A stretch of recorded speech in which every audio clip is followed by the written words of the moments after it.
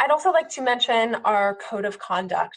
Our events are intended to create space that nurtures a community of educators that's inclusive of all, regardless of race, ethnicity, gender identity, religion, age, sexual orientation, ability, or stage of professional development. All attendees are expected to show respect to presenters, organizers, and other attendees. This event will contain discussion of issues related to race, bias, and oppression that can be difficult to talk about. As an attendee, you may at times feel uncomfortable with some of the issues being discussed. If you find yourself struggling with the topic of discussion, it's appropriate to walk away, to take a break, to grab a snack. It's not appropriate to respond by sharing hateful ideologies, racist language, or confrontational viewpoints.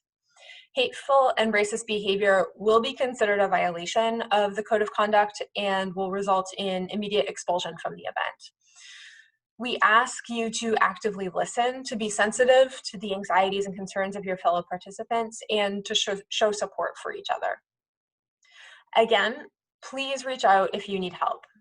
You can use the chat feature if you have a technology issue, if you want to clarify something, or if you have concerns about another participant's behavior. You can also privately message staff through the chat feature if your concern is sensitive. You can find us in the participants list by looking for co-host beside our name. And I would now like to introduce today's speakers and the authors of the Muslims in Brooklyn curriculum, Dr. Habiba Noor and Alex Tronolone. Dr. Habiba Noor is an interdisciplinary scholar whose work lies at the intersection of media studies, religious studies, and education. She's an instructor in the Department of Education in Trinity University in San Antonio, Texas, where she teaches courses on social justice and urban education. Prior to this, she worked as a public middle school teacher in Oakland, California and New York City, and has extensive experience in curriculum development in K-12 and higher education. She wrote the curriculum for the Muslims in Brooklyn Oral History Project for the Brooklyn Historical Society. Alex Tronolone is a lifelong New Yorker and a proud New York City public school graduate. He received his bachelor's degree in history from NYU and his master's in teaching urban adolescents with disabilities from Long Island University as a New York City teaching fellow. His professional focus is on designing programs to help educators better understand how the humanities can be used to examine our civic past in order to better map our civic future. Alex currently serves on the steering committee of the Museums, Arts, and Culture Access Consortium, an organization striving towards increasing access to New York City's cultural institutions for the disability community through connection, education, and advocacy. Previously, he served on the board of the New York City Museum Educators Roundtable, a forum for museum professionals to address meaningful issues and exchange and disseminate best practices within the sector. So on that note, I would like to formally hand over the mic to Alex and Habiba. Like that you call me doctor for now. That's good. You know, I just thought I'd give you that. You know, a little bonus. That's great. Hello, everyone. It's nice to be here. Hi, Habiba. Let's go. I'm going first, right? Yeah. All right. Hi, everyone. My name's Alex. Like I said, New York City public school graduate. What up? I'm currently teaching English and special education. So shout out to all my English teachers and special education teachers out there. And I'm really excited to share the curriculum that Habiba and I worked on. And I'm going to give a little bit of a background on the project itself, the Muslims in Brooklyn project, which started in 2017 by the oral historian at Brooklyn Historical Society, Zahir Ali. For well over a century, Muslims have lived, worked, and prayed in Brooklyn, making a major center of Muslim life for New York City and the nation. But we determined a gap of knowledge and understanding exists between many Muslims and non-Muslims throughout America. The Oral History Project was undertaken with three premises. The first premise is that Muslims in Brooklyn are a diverse people. Within the Muslim community in Brooklyn are many, many types of Muslims, people from all different countries, and we wanted to show that, and the oral histories reflect that in the choice of narrators. Muslims in Brooklyn, the second premise is that Muslims in Brooklyn have a long history. The history stretches back all the way to the colonial era and increased greatly in the mid 20th century. And finally, Muslims in Brooklyn are Brooklynites, and their stories can help us learn more about our civic present in Brooklyn today. From these oral history collections, Habiba, myself, and a team at the Historical Society curated a collection of clips. Each oral history can be over an hour long, some run up to 2 hours long. And so what Habiba heroically did was listen to them and find anecdotes, which we have arranged thematically on our website, muslims.brooklynhistory.org. We have lesson plans that include all of these clips. And if you attended either of the previous 2 sessions, both of which are available to watch on the Center for Brooklyn History's YouTube channel, you would have been introduced to 2 of those lessons. Today, we are riffing.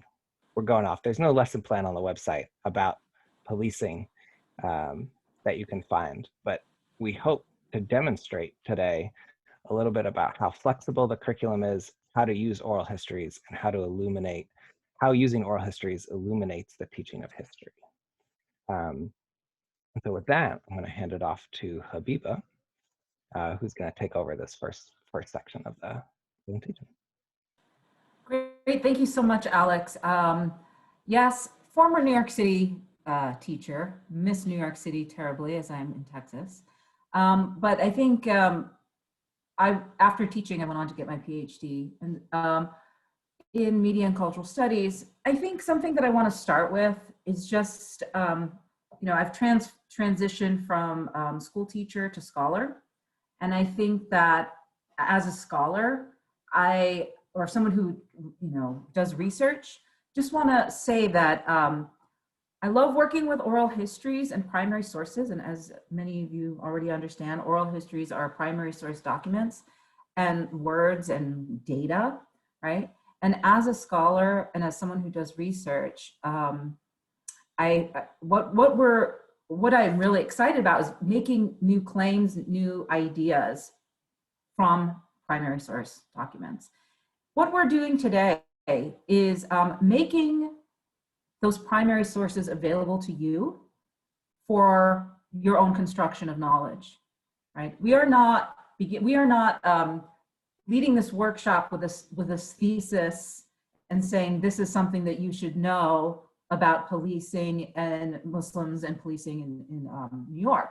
Rather, what we're doing is we're sharing the primary sources with you so that by the end, you can construct your own claims and ideas about what are these perspectives of policing and what we can say about policing in the Muslim community in New York City.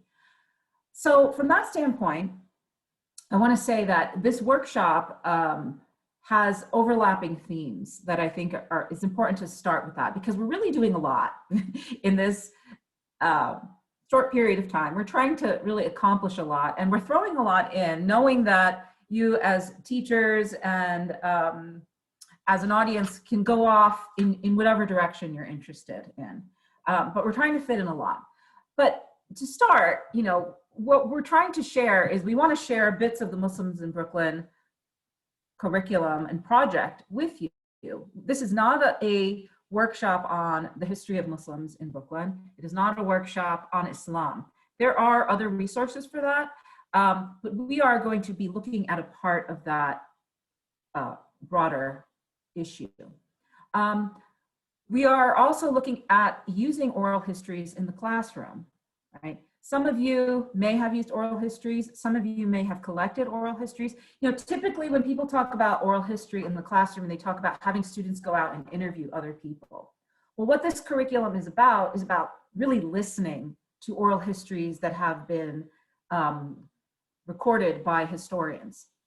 So so the workshop is also about listening to oral history. And you can do that with any oral history collection. And this workshop is also about policing, right? We're thinking about policing from the sort of sociological standpoint, which is not just about the New York City Police Department, but thinking about policing that happens within communities and through the state, both at a local and a federal level. So the work, so the sweet spot that we're in is, we have these overlapping themes. And so this is where our workshop is going to focus. And you may have an interest in one over the other, but as you see, there's overlapping themes. To begin, we're going to start with this idea of policing. And so thinking about it from a sociological standpoint, what is policing? Right? It is not just police officers doing their job, although that could be what some people see as policing. We're taking a broader definition of the idea of policing in that the maintenance of social order, and I have that in quotations because what constitutes that social order is different depending on which society or social order or what you think is important or what constitutes order, right? So the maintenance of social order that takes place both through the state and within a neighborhood and community. And when I'm saying the state, and that, there's different levels of state policing that we all know about, whereas we have the neighborhood police, you have state troopers, and then you have the federal government, and there's different, and there's immigration, right? So when we're talking about policing, we're talking about sort of all of those different levels of state policing, but also policing that might take place within a community, right? Historically, policing had its origins, modern policing had its origins in England, where the goal was to maintain a sense of urban order and to organize spaces. And really, its origins is about protecting property, right? So from that origin, we've moved into sort of this system of policing, which is quite expansive in the United States. And the Muslim communities in Brooklyn have intersected with policing in multiple ways. And we're gonna listen to the different ways that these communities have intersected with different forms of policing. So let's move on to the next slide. Okay, so in this session, we're gonna be listening to oral histories and we're gonna be listening for different ways that people have encountered policing. But just to give you an overview of what, some of the things that you'll hear. And I know that in this audience, there will be a range of, people will have a range of knowledge on this issue of policing within the Muslim community. And there's been a lot of different programs that have sort of policed Muslims exclusively. One of them, some of you may be familiar with, is the federal NSEERS program, which was launched under the Bush administration as a part of the war on terror, where non-citizens from majority Muslim countries were expected to register. And the program was defunct as of 2011, but one of the oral histories will be talking about the impact of that program on their neighborhood. Another way that many of you may have heard about the New York City Domestic Surveillance Program, where the New York City had a demographics unit to surveil Muslim communities.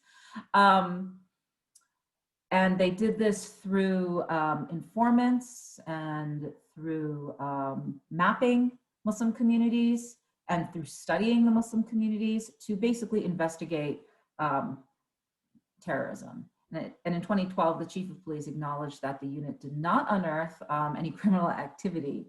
And the program ended in 2014 with New York City, NYPD settling a lawsuit on the issue in 2018. And one of the oral histories that we'll be listening to will describe this, this experience of that program. Another way to think about policing in the Muslim community is that Muslims have been a part of the New York City Police Department. And so that there is currently a Muslim Officer Society, and the number of Muslim police officers has increased from 2000 till today. We don't have an exact number, but probably over 1,500, reflecting the diversity of the Muslim community in New York. And Ahmed Nasser, who was one of the earlier Muslim police officers, is actually in this collection. You'll be listening to a clip from Ahmed Nasser. And kind of taking it before 9/11, in the 80s, we have this story, which I I honestly remember as a kid hearing about this happening in Bed-Stuy and just being so fascinated by the story in the late 80s, where you had community members of Masjid at-Taqwa, which is in Bed-Stuy, where they patrolled their neighborhood to clean it up from criminal activity and crack houses. And so they actually worked with the police department to improve their community. And so we have an oral history clip of Imam Siraj Wahaj, who led that effort, who describes what happened during the beginning of the patrols. So we have lots of clips that we're going to listen to, but we're going to start by doing one as a group. And then what we anticipate is after doing the group, then we will split you up into smaller breakout rooms where you'll listen to one. So we're going to start with Siraj Wahaj. So I will pass the mic to Alex, who's going to lead us in that listening exercise. Great. Thank you, Habiba. Yeah, so a meaty topic tonight. We're getting into it all. To start, we're going to listen as a whole group to Siraj Wahaj. We're going to think about the perspectives on policing we gain from listening to this oral history. So they're going to share in the chat a jam board.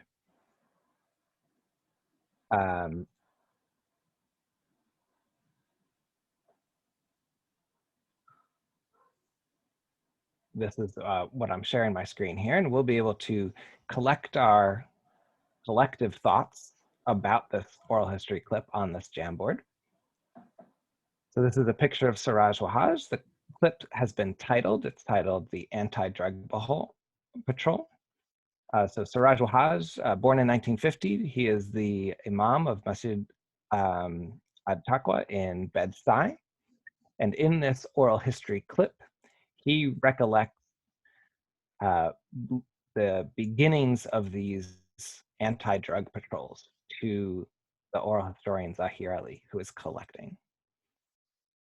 I will play Siraj's oral history.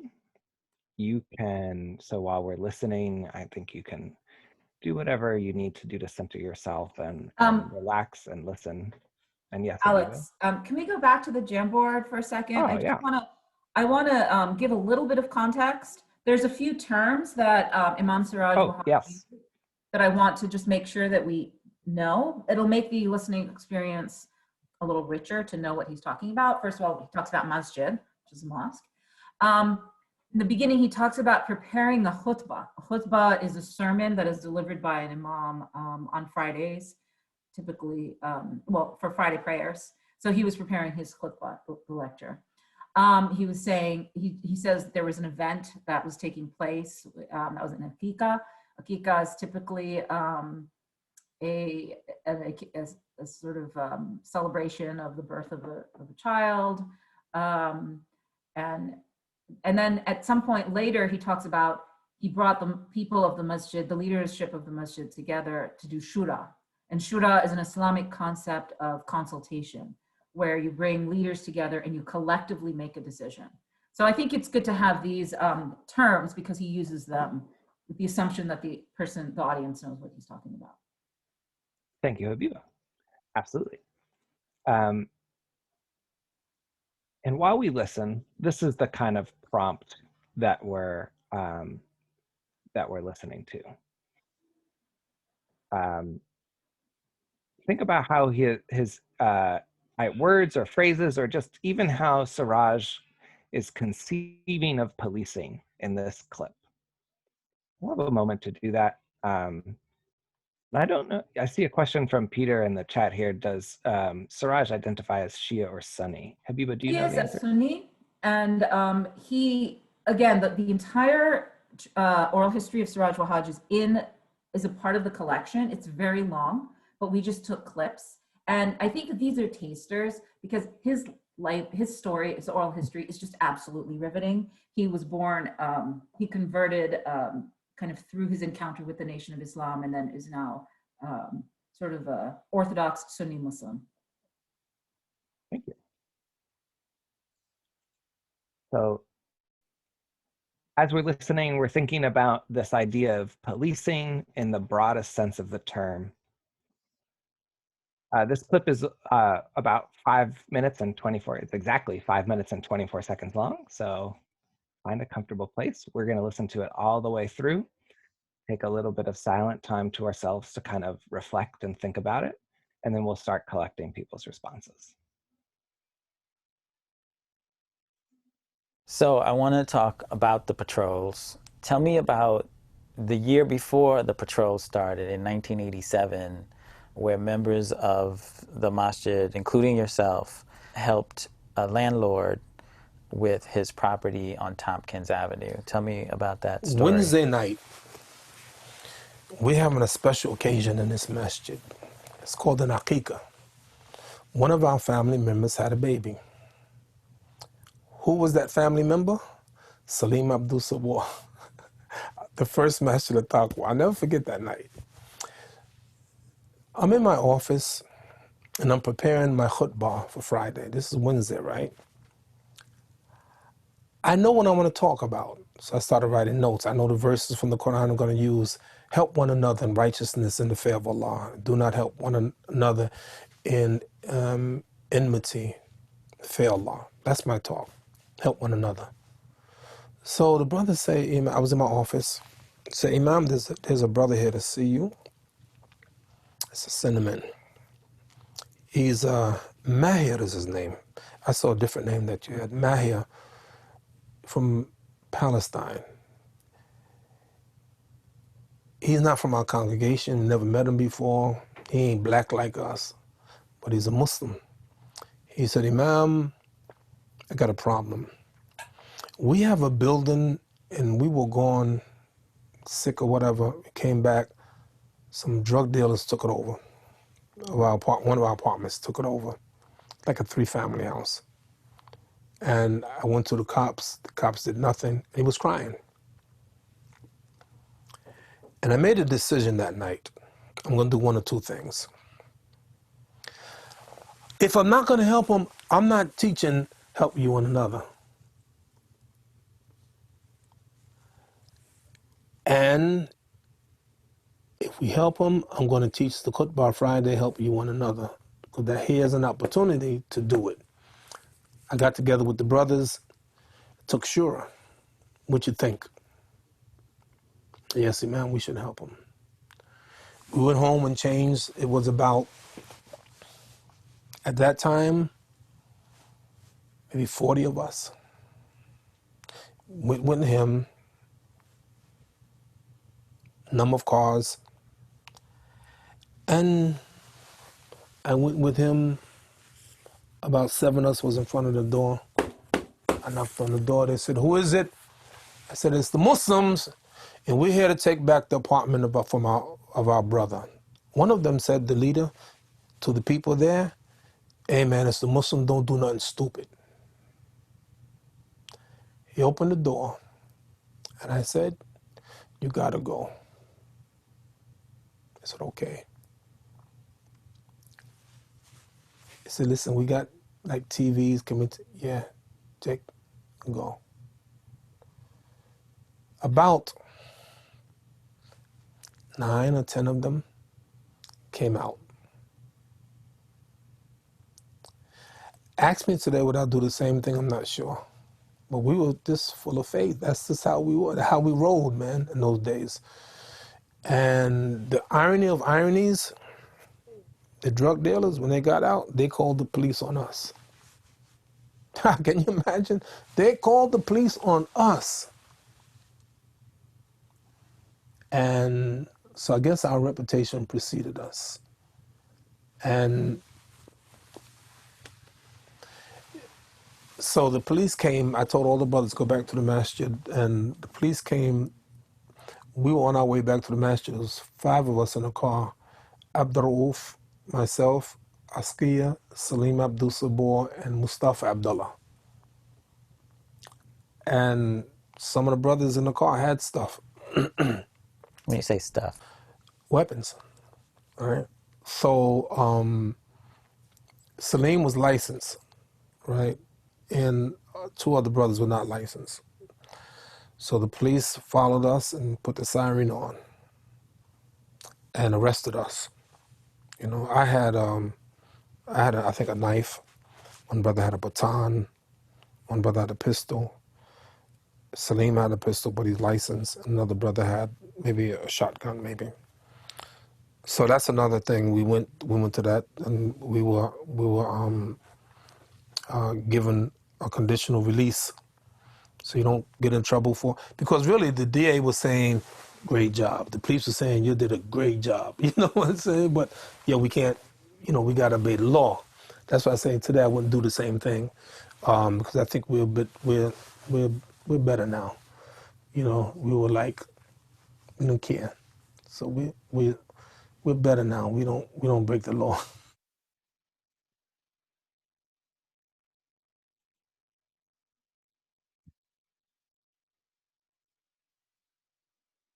I love it.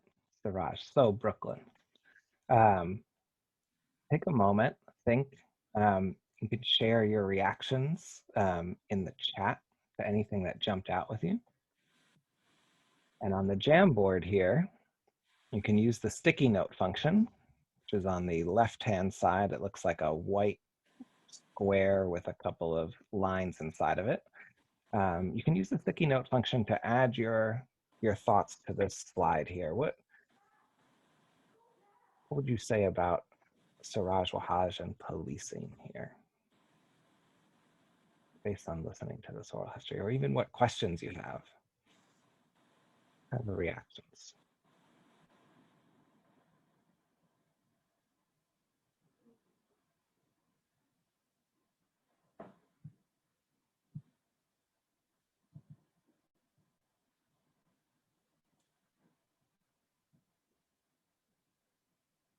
Stella says, I feel frustrated to know that the police didn't confront the drug dealers, but then followed and arrested the Siraj and his fellow Muslims. Reflective then and now.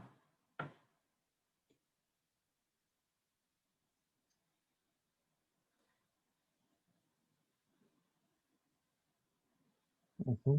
In the chat, Heather says, I realize the complicated identity of being Muslim and Black in Brooklyn, how those layers dictate what he'll do. How do I do the sticky note thing?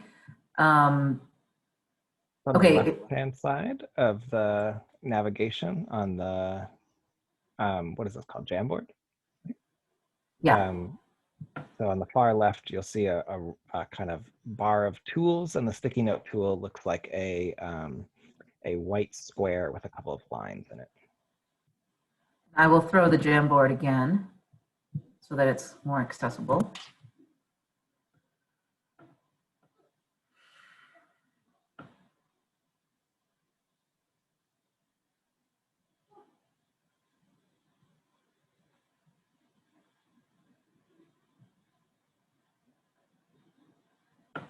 Mm-hmm. Intense, I agree. Can't figure out why the cops would act the way they did. Why let the drug dealers go? If you can't figure out the Jamboard, then just feel free to write some thoughts on the in the chat. Yeah, but yeah. I thought it. I mean, I kind of giggled when they, like, drug dealers called the cops on the on that. Yeah. Michael says it's another example of stereotyping. Being Muslim was clearly a bigger problem than being a drug dealer. Yeah. Yeah, at first the drug dealers seem to have some type of respect or fear of the Muslims. Yeah, for sure. What did he tell his congregation when he spoke to them? It was a teachable moment. Wonderful. Sure, right? I like that Sandhya uses a quote, wouldn't do it again. The Muslims were clearly othered, right? I mean, so Habiba, there's so much going on in this clip. Did the police not respond to Mahir because he was Palestinian? Because he didn't, like, what was there? Were they not responding just because it was Bed-Stuy in the 1980s? And yeah, there's drug dealers everywhere. Yeah, I think, I mean, there's so many layers, right? If we think about like policing, where on the one hand, policing is to respect, has its origins around property protection, right? But that somehow the property was not being protected. So there's this question about the under-policing that's happening in that area. And so this fear, this need to bring others to kind of do the work for them, which leads them to reach out. And you have a community, right? So Maher is Palestinian, right? He does not have the same historical experience with the police as Imam Siraj Wahhaj and the members of the Nation of Islam. And so for them to kind of step up requires, you know, having to negotiate and work through that historical experience, but feeling that they have to do their own policing and that they could use this opportunity in that moment, right? So then they do the community policing without the consent or the authority of the police. Yeah. I think it's just fascinating. This clip is part 1 of 2, and unfortunately part 2 is just a little too long, but he summarizes what happens next is after the success of this eviction, after the success of this action, he organizes inside the community, he works with the New York City Police Department to organize a 40-day drug patrol. Where they, you know, because what would happen was, as he describes in the oral history, is the police would come, kick out the drug dealers from a house, and then the next day they would just move back in. And so he said, you know, you guys kick them out, and then, you know, for the next 40 days, we'll patrol this area and we'll keep them out. And that's the campaign that gets all of the press. And as he alludes to, is a motions to bed-size future gentrification. Yeah, so Carolyn asked, the police did develop a collaboration. And the article in the New York Times, in I guess it was 1989 or 90, it was sent in the email. It was on the front page of the Metro section. Yeah, it was seen as a good thing, and they were working together.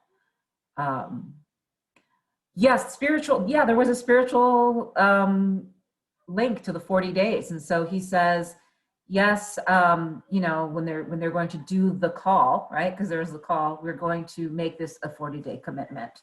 So this was something that was determined by Imam Siraj Wahhaj. Yeah, so I mean, the thing about this particular clip is that when we were, we tried to make clips that were very short and episodic. So there's something about this particular oral history clip that there's more. You know, there's more. It kind of cuts off. It doesn't necessarily have that sort of end, clean end. I think it really ends. There's an end point for this episode with the second clip where he talks about it. But we're not going to go into that. But we, you know, just to kind of speak from the pedagogical standpoint, that we tried to make these in bite-size, sort of easy, consumable clips. That's right. And so here we're thinking about the relationship to policing, right? Siraj wasn't police, but he was policing his neighborhood, right? I don't know if people have different perspectives, but what we're going to do now is we get a sense now of what it's like to listen to an oral history, to learn about an event. We're going to split up into small groups. Myself, Habiba, and Jen will all take a group. We're going to listen to an oral history that references one of those events that Habiba mentioned in our introduction in our small groups. We will then answer the same question for ourselves. And when we come back together, we'll have listened to 4 oral histories collectively as a group. We will share out and then try and attempt to make some type of synthesis about what about Muslims and policing does this collection tell us? Habiba, do you have anything to add before we go into small groups? I would add that, you know, I recognize that if one were to do this in the classroom, there's the first experience of listening, which you just need to spend time listening. But then in many of the other workshops, we listened again, right? Because when you're working with oral history, you need to spend time with it. So if you were going to do this again, or if we had a lot more time, we would probably listen a few times. So we listen first just to get the feeling. And the second time you listen for something very specific. And the second time if we were in the classroom, I would reshare the definition of policing. And then we would ask the students to just listen for very specific examples of policing and being policed, right? Then you can have a more rich discussion of sort of the evidence of the way policing is experienced. But you have to, and for many of you are coming to this for the first time, for this session, we are not doing double listening, but we highly encourage you to listen to the clips over and over again if you are going to use them with students. So with that, let's move on. Pitch to go to see the YouTube channel to the previous 2 workshops where we explored much more in terms of using oral histories in classrooms. Yeah. You're gonna get an invite to get taken into a breakout room, and then you'll be forced to talk to me.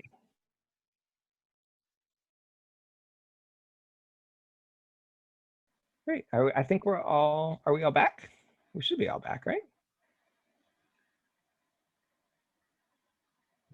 Okay. Great. So we're going to share. I've been talking a lot, so I'm going to invite either Habiba or Jen here to just kind of share out. I'll share my screen here of your Jamboard.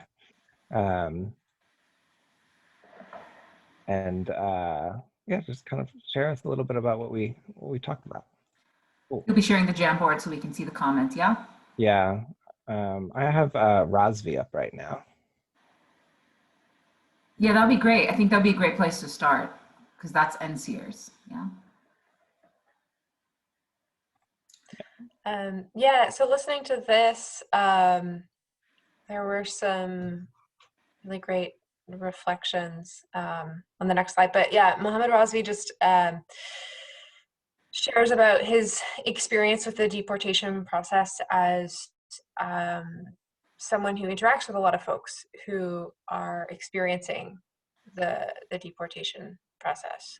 He's working as a lawyer.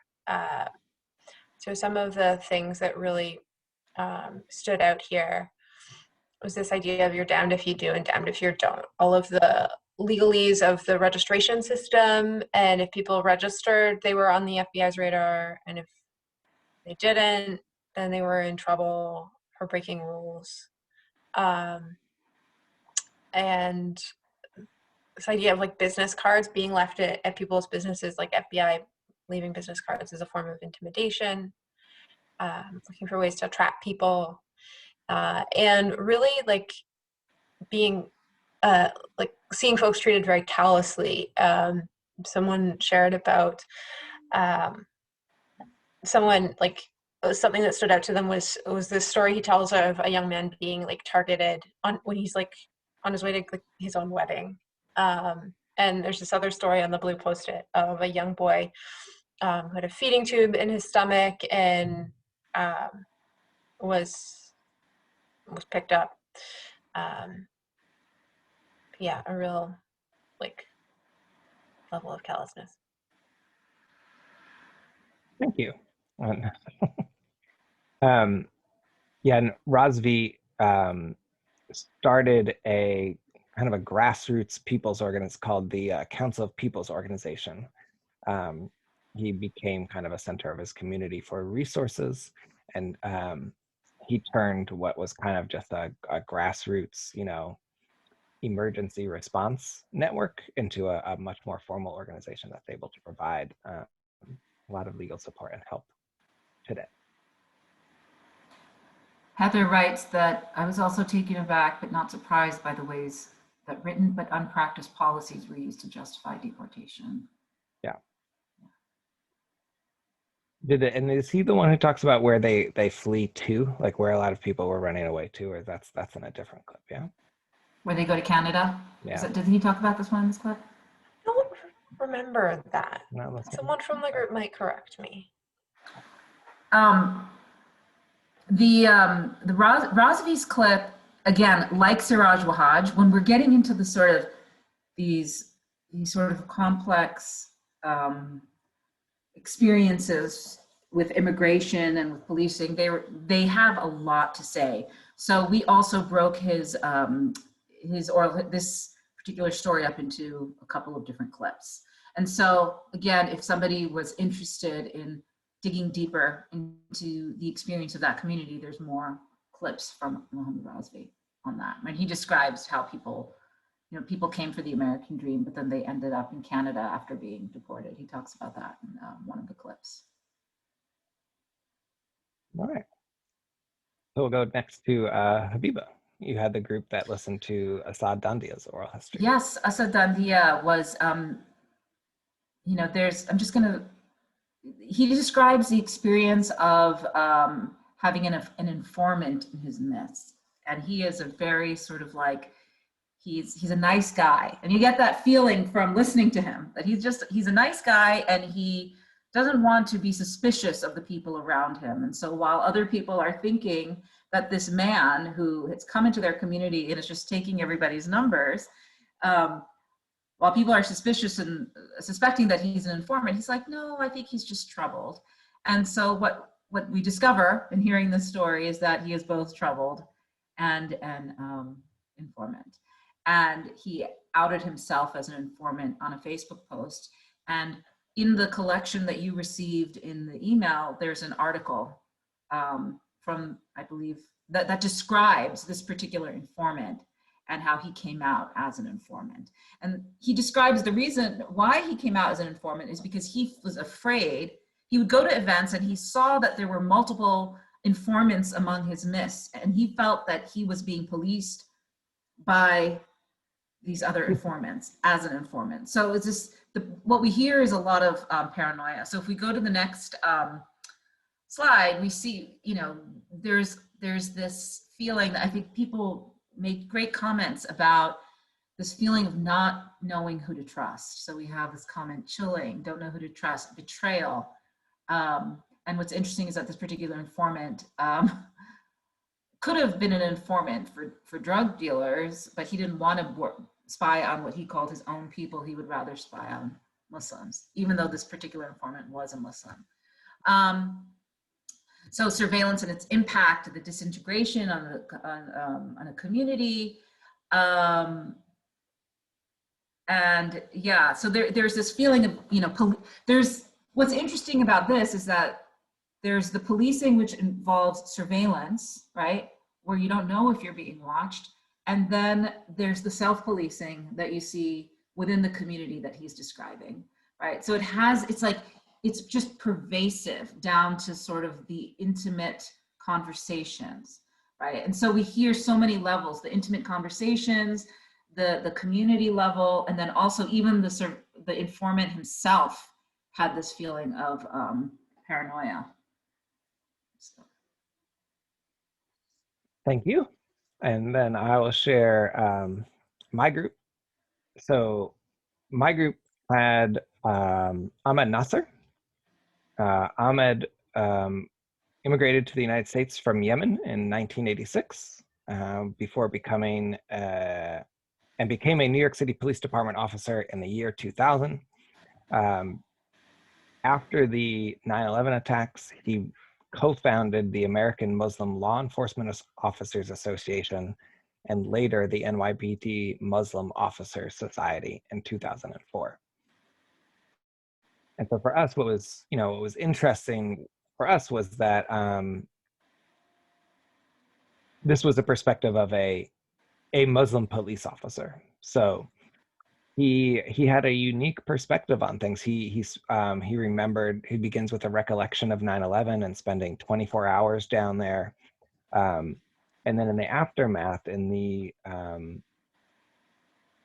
of rift that opens between the NYPD and the Muslim community in New York City, he finds himself caught between it. And so he finds himself wanting to repair this relationship between the Muslim community and the Muslim community. And to do that, he talks about holding community forums and then forming this law enforcement officers association. And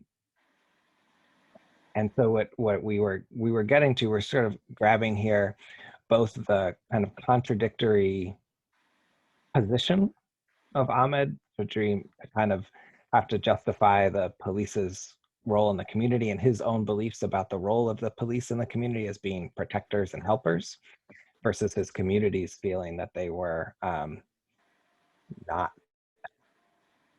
better word. So, you know, he's saying things like, we are here to serve you, we're here to protect you, we are with you. He had people in his community calling him instead of calling 911. So he says, you know, yeah, you got to call them.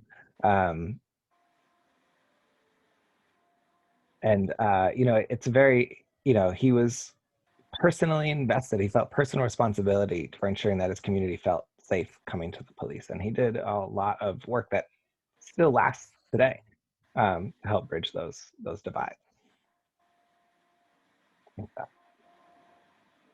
I think that's pretty good summary. There's some really nice comments here. We had a really good group. Maybe the best group.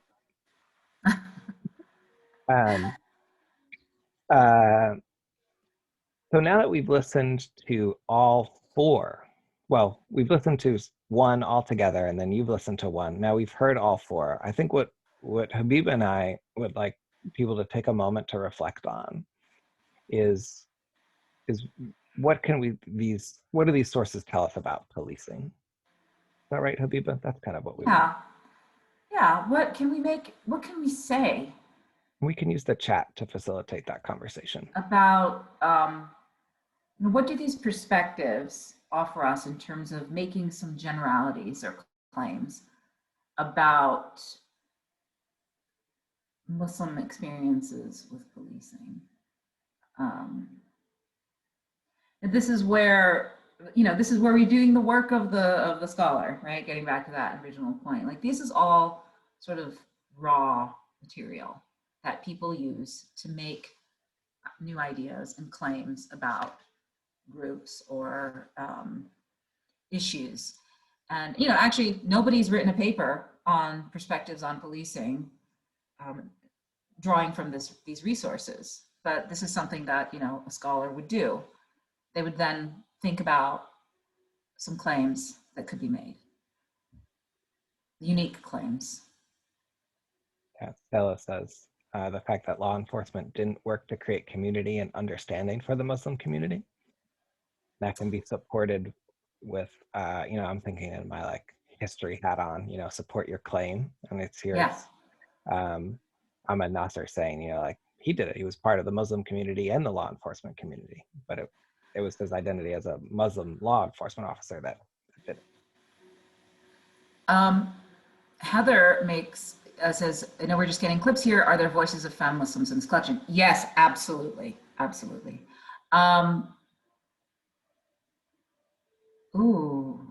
Okay. Going back in this particular, I'm reading like Peter's comment.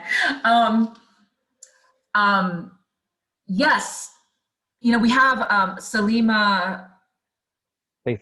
Salima Bell. She was a Muslim woman police officer, but she doesn't go into that with great detail. And we have Linda Sarsour also. We have lots of women in the collection, but their narrations do not speak as explicitly about policing. But I would encourage people to, you know, you could find it. But for this particular lens, it tends to lean heavily on the male.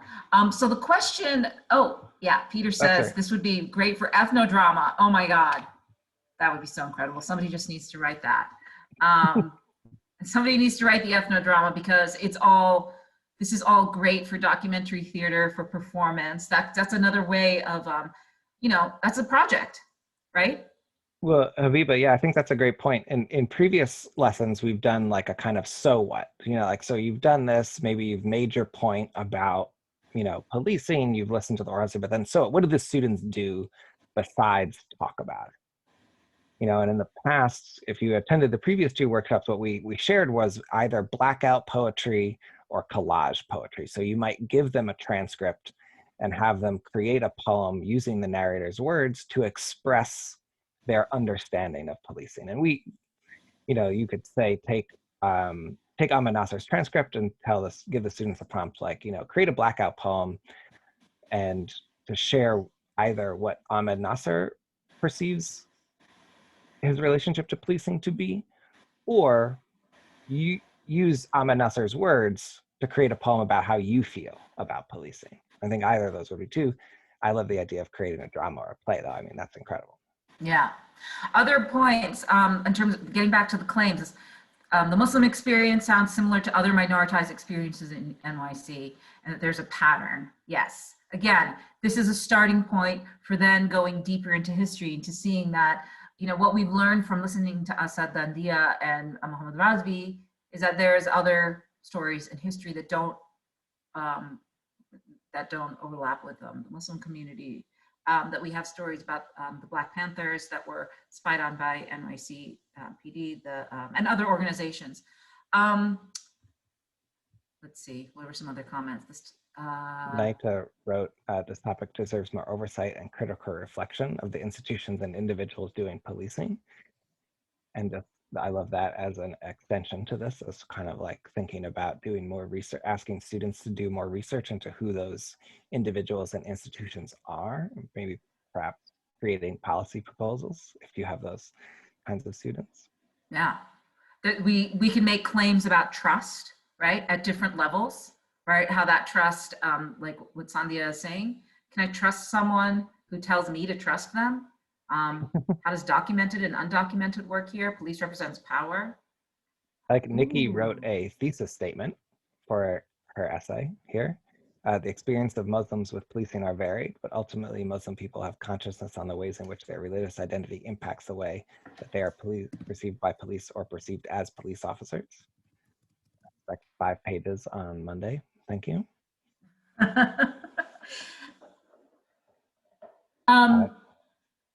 I mean, any other, yeah, okay. I'm seeing more. So, Donica, I think Donica, when you look at the term policing, it is the maintenance of the law. The Muslim stories that we have listened were all policing in a community aspect. They were trying to make sure the right thing by law was being done to people. Unfortunately, they were policed because of their identity. I love that in the context of the kind of defund the police or abolish the police movement now, and say that, like, you know, what do we propose as an alternative to that? And do these oral history clips help us see an alternative to the kind of policing that we're used to? Yeah. Where are we at in terms of time? We are just at the end of it. Oh, Peter's hooking us up with Steinhardt. That's no drama. Yes, I have read that because I have actually done that. I've actually done that with primary source documents, where my most recent project was turning an interview into a script. Right. And I think that it's really exciting to think about that, how to turn words, how to really reflect on these words. Rosia says, more personal, but I want to learn more and know how I can actively support my school community of Muslims from Yemen and Pakistan so they see our environment as safe and free from prejudice simply based on what happened 20 years ago. Oh God, it was 20 years ago. I know.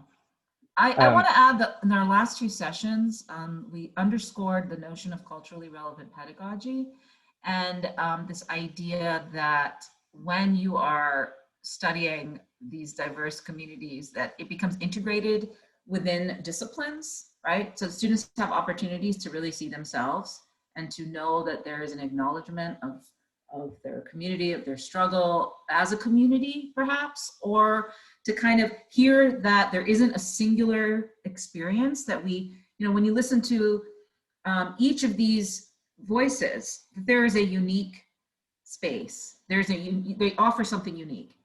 And you know, they can have conversations with these folks that have kind of lived through these times. And so I think just making those resources available can do a lot.